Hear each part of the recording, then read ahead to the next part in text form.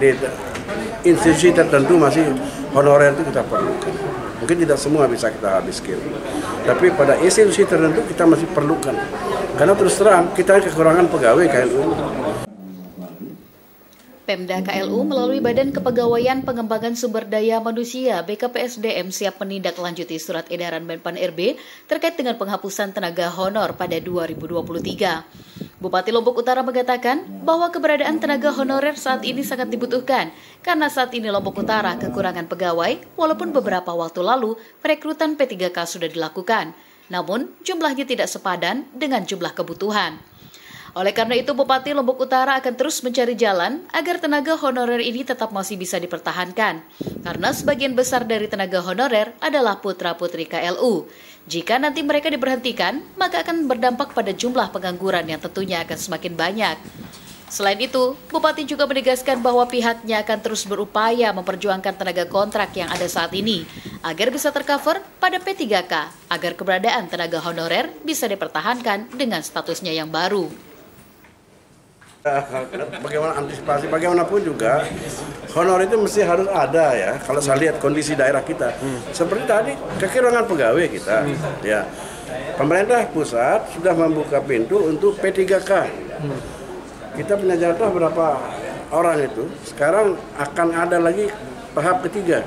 Kita punya jatah 300 orang P3K ini.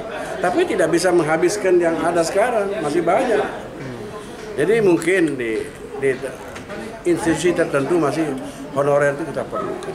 Mungkin tidak semua bisa kita habiskan. Tapi pada institusi tertentu kita masih perlukan. Karena terus terang kita kekurangan pegawai KLU. Tidak ada jatah khusus, oh pegawai ini mau dites di KLU misalnya, itu tidak bisa. Nasional. Kalau kita tes pegawai nasional, timbul semua, tidak boleh kita cut orang dari luar KLU, tidak boleh. Kemarin waktu saya memberikan SK kepada 67 orang pegawai baru CPNS, saya tanya, yang KTP KLU berapa orang? Berdiri, saya bilang, hanya 7 orang dari 67. Itu kesulitan kita. Ya. Berarti ada banyak temuan nih benar. Kepegawaian Tridharma Sudiarta di tempat terpisah mengganggu berat jika semua tenaga honor diberhentikan. Pasalnya keberadaan tenaga honor sejauh ini sangat membantu tugas-tugas dari ASN seperti di Bapeda sebagai penghasil pendapatan asli daerah. Jika tanpa bantuan tenaga kontrak untuk menagih di sumber-sumber PAD, maka akan berakibat pada penurunan terhadap pendapatan. Begitu juga di Dinas Pariwisata. Saat ini saja, tenaga honorer masih kurang, terlebih jika mereka diberhentikan. Untuk mengisi pos-pos penarikan retribusi, mereka meminta tambahan tenaga honor, karena saat ini masih kekurangan. Saat ini pihaknya, menurut Tridharma, mulai melakukan pemetaan terhadap tenaga honor yang akan dihapus pada tahun 2023 mendatang.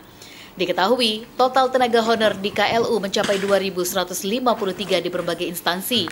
Terkait bagaimana nasib mereka setelah kebijakan ini diberlakukan, Tri mengaku masih mengkaji regulasi yang ada. Dari Lombok Utara, Syananda Utama mengabarkan.